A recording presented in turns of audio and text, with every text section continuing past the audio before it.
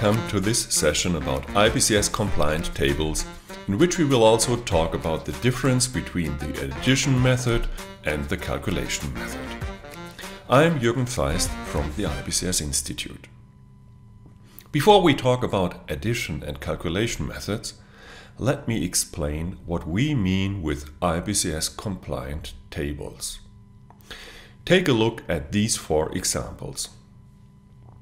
The first one has an orange background of the header, centered numbers, and no currency.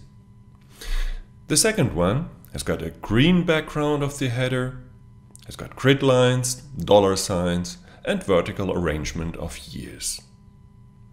The third one has no header, but blue zebra stripes and a right alignment of numbers.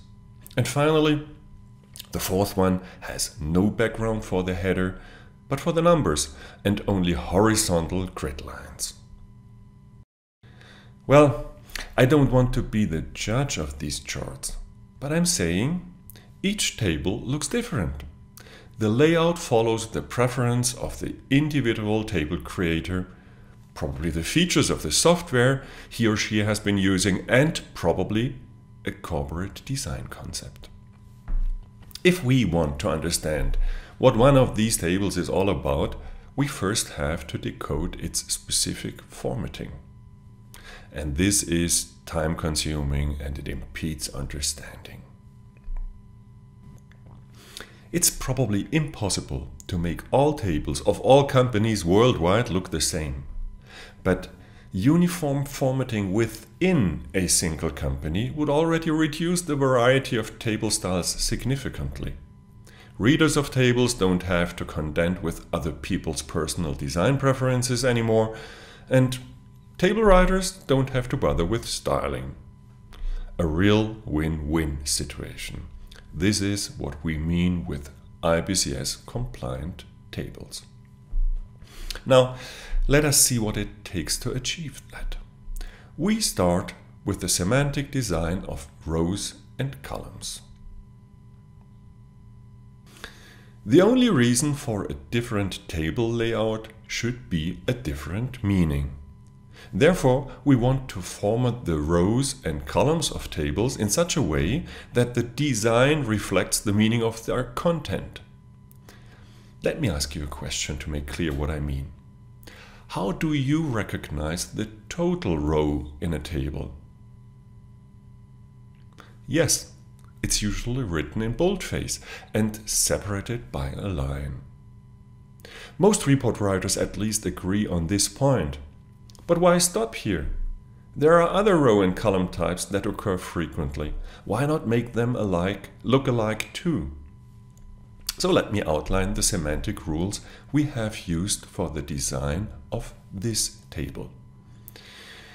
Let's start with the header row. We separate the column headers from the rows below by a black or dark gray line. And for the columns that represent scenarios such as actual or plan, we replace this line with a thick semantic line representing the scenario type. Multi-level headers are also separated by thin lines. Then we have the standard rows. All rows have the same height and are separated by a very thin line. Then there's something we call of which rows. We place a row containing, for instance, the additional information for a sales row of which export below the corresponding parent row in a slightly smaller font and without an intermediate line. Now we have a totals row. We have already been over this. Next is what we call share rows. We display percentage shares such as in percent of sales in a slightly smaller italic font below the row of the absolute values. Again, there is no intermediate line. And in addition, we clarify the row structure by vertical gaps, which we insert above and below a group of related rows. With the columns, it's just the same. There are header columns, standard columns, of which columns, share columns, totals columns, and horizontal gaps of different widths to support column perception and grouping. And of course, there are columns containing bar charts. Okay, that's it. Now that we've defined the style of rows and columns, we should also unify their sequence. Let's start with the rows. The sequence of rows is mainly determined by the question of whether we arrange sums and other calculation results above or below the rows. Whatever you decide, do it consistently. Look what happens if you are inconsistent. Do you understand this calculation? Take a moment.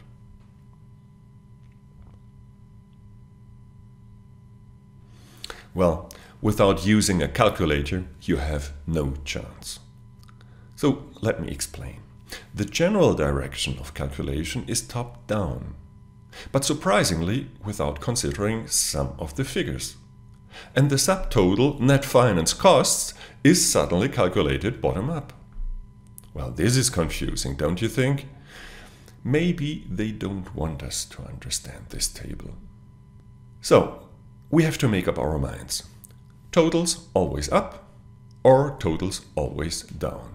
Both have their advantages and disadvantages.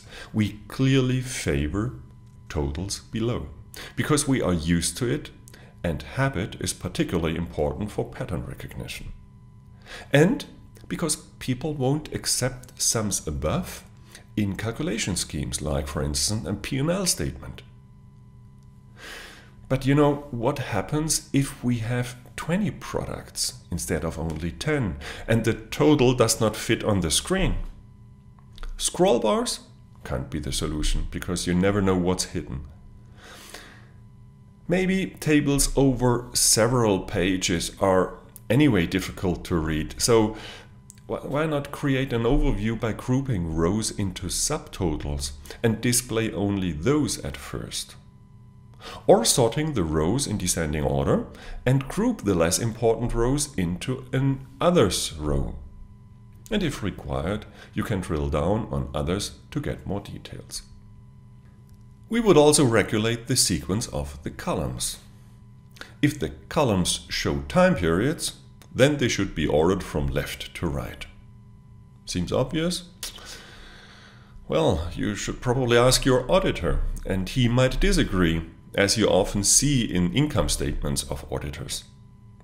However, I'm sure you don't want to have the mess of different time directions in charts and tables, like on this page of a Credit Suisse annual report. You see it. The time in the table runs from right to left. Time in the chart runs from left to right. Well, if you want to avoid this, there is no other way than having time from left to right in tables too. It's worth fighting for it. The second topic is the sequence of scenarios in columns. If the scenarios belong to different time periods, say last year's actual, this year's forecast and the plan for next year, then the time, of course, determines the sequence. If, however, we talk about scenarios of the same time period, then we would order them according to the date of creation. First, you had the plan for 2019, then the forecast, and then finally the actuals for 2019. So the sequence is plan, forecast, actual. On our way to design a consistent table layout, we also have to define how we want to present hierarchical structures. People use typically an individual combination of indentations, gaps, and font attributes such as size, color, or style. Indentations, like the ones you see in this geographical hierarchy, are simple and popular, but they have some disadvantages. First, the indented row headers are less legible than those left justified. And second, the space required for the header column increases with the number of indentations. But the major problem is the third one. The indentations are only visible with the row headers, not in the columns with the corresponding numbers. So especially if the numbers are far away from the row headers and you do not use any additional formatting to identify the hierarchy, it's really hard to get it. That's why we at the IBCS Institute prefer gaps. They allow us to see the hierarchy in every column. We see the structure particularly well when we omit the horizontal lines above and below the gaps. However, with gaps we can only present up to 3 hierarchical levels: base levels, subtotals, and grand totals. In general, this will suffice for most management reports. And if we need more levels, we use gaps with the first 3 levels, and then from the 4th level onwards we deploy indentations with gradations of the font color.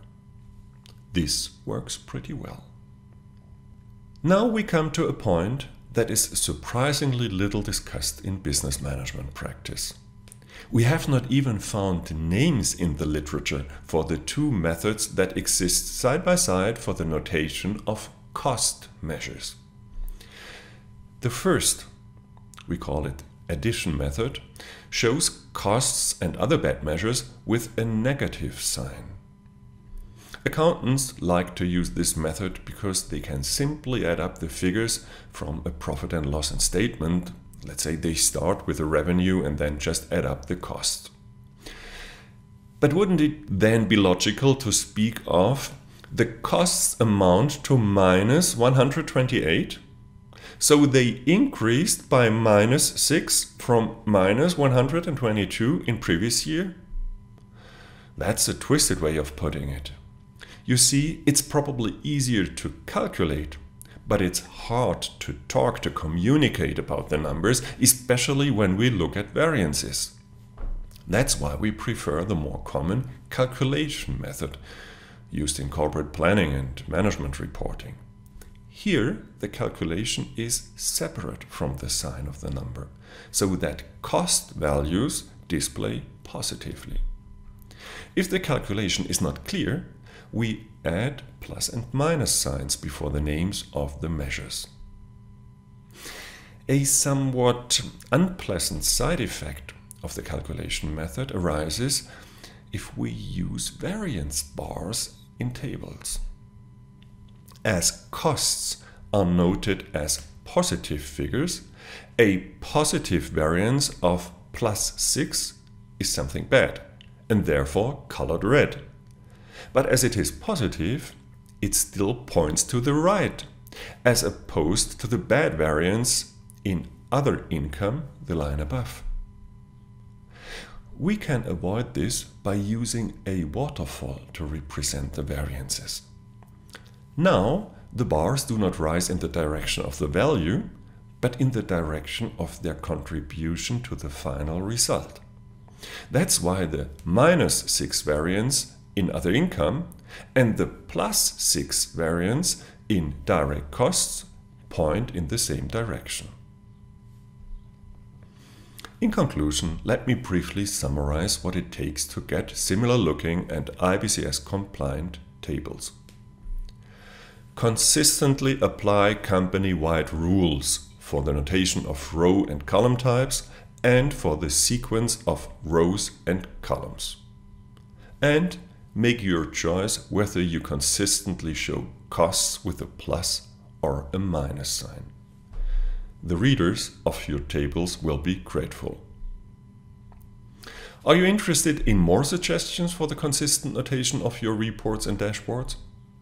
You will find them both in our book, Solid Outline Attached, and in the corresponding online course on ibcs.teachable.com.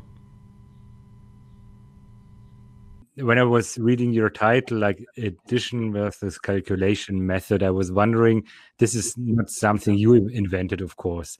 What do the professors of business schools think about that concept? Well, actually, it's not the method, the different methods that we have been inventing. They exist for years. We only tried to talk about it.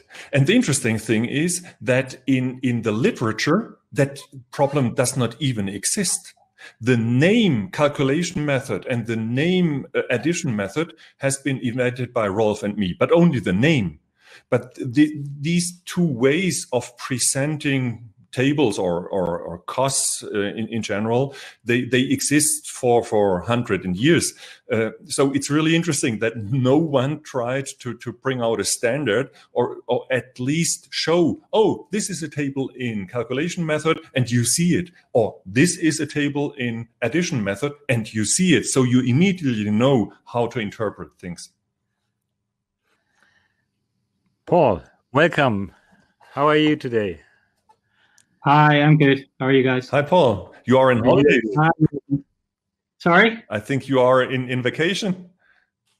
Yeah. I'm now sitting in southern France. Okay. Joining from a holiday home somewhere. Okay. All right, fine. So your question. Yeah. I often get questions from financials, especially about the order of the scenario columns.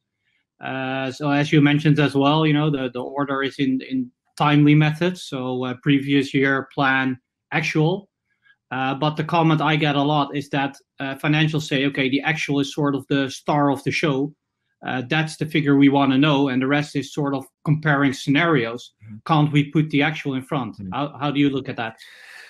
I know those arguments exactly. And of course, there is a good idea behind that. And even an IBCS compliant idea that the most important things probably should be shown first.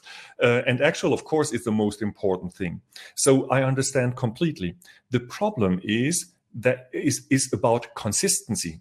If we start doing that in tables, then we have a problem with the charts, because you cannot do this in charts, because the charts sometimes do not work in that sequence, especially when looking at waterfalls. A waterfall has to run from the reference scenario to the scenario you compare. Yeah. Otherwise, the waterfall doesn't work. So you have to make your choice between consistency and importance. So our suggestion is, of course, actual is most important. And if you want to highlight the most important column, then probably give it a light gray background or something. Just highlight it a little. So you see the third column is the one to look at because it contains the actual data. And then having consistent this sequence. Otherwise, or you live with the inconsistency between the sequence. Yeah, well, I can't help, but that's the problem. Yeah. Okay. All right. Yeah. Yeah. Okay. Great. Thanks, Jürgen. Okay. Thank you, Paul. Okay, Volker. Hey. Hi. How are you? Hi, Volker. I'm fine. Thanks. Great meeting you. Yeah, same to you, and great presentations. Thank you. Well, I would like to comment on this topic with the addition method and the calculation method. And I think we can have both if we label it accordingly. It means if we have costs in negative, then we need to tell this is the values or the effects on the P&L. So it's not 100 costs or minus 100 costs. That means the effect of the costs are minus 100. Mm. And I have one report where I have two measures. Like one is the credit balance. So there the costs are negative because if they balance them on the credit side, then they're negative. But you can change the accounts balance. Then you come to the, let's say, natural balance of the accounts. So cost accounts have a debit balance. And then you get the plus 100 for 100 of costs. Mm. I would agree that probably we cannot get rid of one of the two methods.